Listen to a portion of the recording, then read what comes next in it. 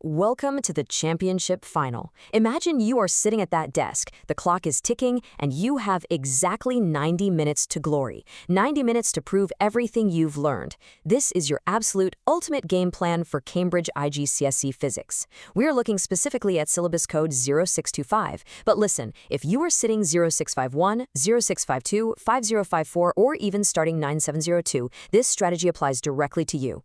We are focusing intensely on states of matter and their changes. I am your host, your strategist, and today we are treating this explainer like the absolute most important coaching session of your entire academic life. I want you to picture two candidates. On the left, we have a hypothetical student. Let's call him Alex. Now, Alex works hard, but he overloads his answers with raw, unfiltered physics facts. He just dumps every single thing he's ever memorized onto the page without any real analysis. On the right, we have Sam. Sam is smart, but Sam rushes under the immense pressure of the exam hall and completely misses the specific requirements hidden inside the examiner's command words. And what happens? Both of these approaches result in glaring, painful red pen marks all over their papers. Well, today we are going to fix those exact errors live. We are going to build a system that shows you exactly how to secure those top-tier marks. Okay, let's dive straight into this. Did you know that this single topic, states of matter and their changes, accounts for a massive 15% of your total exam marks? I really want you to stop and think about the sheer weight of that number. 15% is not just a nice little bonus. 15% can easily be the difference between 2 or even 3 entire grade boundaries. Literally, that is the massive gap between a C and an A. When our friend Alex writes his exam, he genuinely thinks that just regurgitating the textbook definition of boiling is going to magically get him those marks. Let me tell you right now, it absolutely won't. And when Sam answers a complex question on the kinetic molecular model, he rushes and forgets to explicitly link the kinetic energy of the particles to the observed temperature change. Boom, he loses the mark. Just like that. That entire 15% advantage is sitting right there on the table, just waiting for the candidate who actually understands how to strategically construct an answer. Not just the candidate who passively remembers facts. You have to take it. Today, we are opening up the Insider's Playbook. Here is our agenda for this session. We'll cover the 15% advantage, decoding core assessment principles, the method mark strategy, critical data interpretation, and finally, the top 3 examiner warnings. It's the ultimate blueprint. Let's start building that theoretical foundation right now. We are moving into decoding core assessment principles to see what examiners actually expect from you. Before we continue, subscribe to our YouTube channel, Ace the Exams, at acetheexams_IGCSE to excel in your Cambridge examinations. Click that subscribe button and hit the bell icon right now. Okay, let's look at how the assessment framework explicitly prioritizes analytical depth over just having a superficial breadth of knowledge. Compare these two common approaches. Alex relies entirely on superficial breadth. He memorized maybe 50 different flashcards about melting and boiling points. But when the exam asks him why the temperature of a substance absolutely does not change during melting, even though thermal energy is constantly being supplied, he just casually writes, because it's changing state, and bam, that gets the heavy red examiner pen. Why? Because the examiner is hunting for analytical depth. They specifically want you to explain that the thermal energy being supplied is the latent heat, and it is actively being used to overcome the intramolecular forces of attraction, literally breaking the bonds between the particles, rather than increasing their average kinetic energy. That is the exact depth they require. And to guarantee that depth, top students use the PEEL framework: point, evidence, explanation, link. It's an incredibly powerful mental tool. If they ask why a gas exerts pressure, your point is particle collision. Your evidence is the specific change in momentum. Your explanation is how that creates force exerted over a specific area. And your link ties it right back to the exact container mentioned in the prompt. And this brilliantly illustrates the exact cognitive domains you absolutely must target to succeed: knowledge, application, and analysis. And all 3 of these require logical, highly structured reasoning. Let's do a quick 30-second interactive challenge right now. Spot which answer actually follows that PEEL framework in a typical question about thermal expansion. Answer A just randomly lists basic facts about particles moving. Answer B makes a clear point about increased particle vibration. Then it provides evidence of increased mean separation between those particles. Then it explains the resulting volume increase of the liquid. And finally, it links it directly back to the thermometer's glass bulb stretching. Did you choose B? If you did, you're already thinking exactly like a Cambridge senior examiner. Candidates who reference these cross-topic connections and consistently use evidence-based reasoning achieve significantly higher marks across the board. So, the crucial turning point here is moving from what you mathematically know to exactly how you demonstrate it on the exam paper. Welcome to the method mark strategy. Watch closely how Alex and Sam's heavily red-inked papers transform into beautiful, perfect green check marks. How does that happen? Through the method mark strategy. In Cambridge exams, marks are heavily weighted toward your methodology. Listen to me. If you just silently punch numbers into your calculator to find the specific latent heat of vaporization, and then you just write down the final answer on the dotted line, you might get one single mark if you are incredibly lucky. But what if you make a tiny, invisible calculation error? 0 marks. Nothing. This is your absolute physics success blueprint. Marks are awarded for the systematic process, not just the final number. Let me show you how this works by rewriting one of Alex's failed calculation questions live. He completely missed a specific heat capacity calculation because he skipped writing out the working entirely. When we physically write out the formula, E equals mc delta T, guess what? That is a method mark right there. When we carefully substitute the correct given values with their proper standard SI units, that is another guaranteed method mark. Even if your final algebraic manipulation at the very end is slightly off because you are rushing, by showing the examiner your clear, structured reasoning, you are capturing the vast majority of the marks available for that specific question. Stop scrolling. Subscribe to our YouTube channel, Ace the Exams, at acetheexams_IGCS to excel in your Cambridge examinations. We've helped thousands of students improve by 2 to 3 grade boundaries. Join them right now by subscribing to at acetheexams_IGCS and turn on all notifications so you never miss our weekly exam strategy sessions. Now see how this builds into a standardized, bulletproof sequence you must rigidly follow for every single calculation. Step 1, identify key elements from the text. Step 2, apply the relevant physics principles. Step 3, execute the analysis with crystal clear working. Step 4, verify your results. Step 5, present in the appropriate format. I want you to mentally rewrite your last failed physics calculation using these 5 exact steps. Notice how doing this immediately forces you out of that panicked rushing mode and drops you right into structured, logical reasoning. You are literally leaving no room for the examiner to take marks away.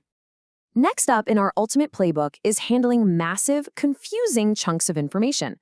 Let's step into critical data interpretation. Let's do a 60-second data scan challenge. When you are faced with a massive wall of data or a totally unfamiliar experiment, how do you extract the core information without totally panicking? Take a typical, incredibly complex cooling curve chart. Your challenge is to extract the core trend right now. Think fast. What exactly is happening to the kinetic and potential energy of the particles at the perfectly flat sections of that graph? The absolute secret here is to look straight past the overwhelming grid of numbers and focus strictly on the physical relationships. The flat line?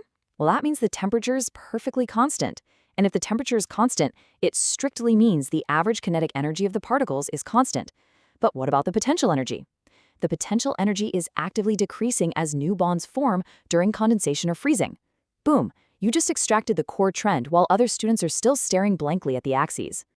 To truly master this at a high level, you must religiously use the deconstruct, solve, evaluate method. You have to actively identify limitations in the data. For instance, is there heat loss to the surroundings during a specific heat capacity experiment? You must explicitly note any assumptions that the question is making you adopt. And here is the most crucial part. When you check your final answer for reasonableness, ask yourself honestly, does a specific latent heat of 2 joules per kilogram actually make any physical sense for a substance like water? Absolutely not. Water requires a massive amount of energy to change state. If you get a number that tiny, you've clearly missed an exponent during your calculator work. Always evaluate your final answers against real-world physical logic before moving on. Once you've successfully solved the core problem, your presentation must follow incredibly strict conventions to lock in those final elusive marks. We're talking proper headings, appropriate formats, and clear annotations. Let's do a quick Find the Flaw challenge. Look at this flawed sample paragraph from Sam. It reads, "The gas molecules expand and hit the walls harder." Okay, which specific sentence is bleeding marks? The examiner commentary reveals the ugly truth. Individual molecules themselves absolutely do not expand. It is the empty space between them that expands as the gas takes out more volume. Furthermore, saying they hit the walls harder is completely unacceptable informal terminology. You must use professional physics language. You must state that they collide with the walls with greater force, thereby increasing the pressure. Sticking to these strict conventions is exactly what separates the top-tier A-star students from the rest of the pack. Now, let's look at the absolute biggest pitfalls to avoid, pulled straight from the official principal examiner reports. Welcome to the top 3 examiner warnings. We are going to do a rapid 30-second speed writing challenge. I want you to mentally draft one perfect Peel paragraph explaining evaporation in terms of escaping molecules. While you formulate that in your head, I need you to remember that Cambridge examiners read thousands upon thousands of papers every single year, and they see the exact same critical errors repeating over and over again. Let's see if your mental paragraph avoided the major traps. Here are the top 3 mistakes students consistently make, particularly when discussing the intricate properties of solids, liquids, and gases. First, students constantly confuse cause and effect. They might confidently write, "The pressure increases, which causes the particles to collide more often." No, it's the complete exact opposite. The increased frequency of particle collisions with the container walls is what physically causes the macroscopic pressure to increase. Cause, then effect. Second, they completely forget to check their format and presentation, repeatedly leaving out standard SI units at the end of long calculations. And third, their answers are generic and not specific to the unique context given in the question. This is the absolute classic examiner alert, providing a generic, pre-memorized textbook answer instead of firmly linking every single analytical point to the specific context of the exam question. Let's compare a generic answer with a context-specific one right now. A generic answer just lazily says evaporation causes cooling because high-energy particles leave. 0 marks for depth. But the perfect context-specific answer says, in the exact context of the sweating athlete, the most energetic water molecules in the sweat absorb thermal energy directly from the athlete's skin to overcome the intermolecular forces of attraction and escape as a gas. This leaves behind molecules with a lower average kinetic energy, thereby actively lowering the overall temperature of the remaining sweat and cooling the skin. Do you hear the difference? That is how you apply our complete system rules. You execute command word decoding, you enforce Peel framework application, and you respect the time management matrix. Now, to completely avoid confusing all this critical key terminology when you're under pressure, our source highly recommends this simple but incredibly effective memory hack. Create a custom, personal mnemonic using the first letters of key terms to permanently lock in the precise definitions and causal relationships for the states of matter. By actively implementing these rigorous, proven strategies, relentlessly decoding the question, demanding every single method mark, and strictly contextualizing your answers, we have effectively built your complete, unbeatable physics answering system.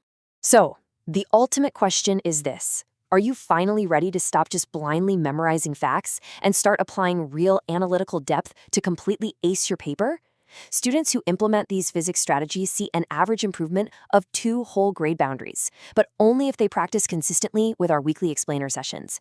We've given you the method mark strategy, we've decoded the tricky command words, and we've built that Peel framework right into your brain to ensure you never ever make the same silly mistakes as Alex and Sam again. Will you rely on superficial memorization, or will you use analytical depth to capture your full 15% advantage? Here's your final reminder. Subscribe to our YouTube channel, Ace the Exams, at @ACEXams_IGCSE to excel in your Cambridge examinations. Subscribe right now to @ACEXams_IGCSE and click that bell. Don't let any other exam pass you by. Drop a comment below with your target grade for physics and the biggest challenge you're facing. Our team responds to every comment. Like and share this video with a study partner. Ace the Exams. Your Cambridge success starts here.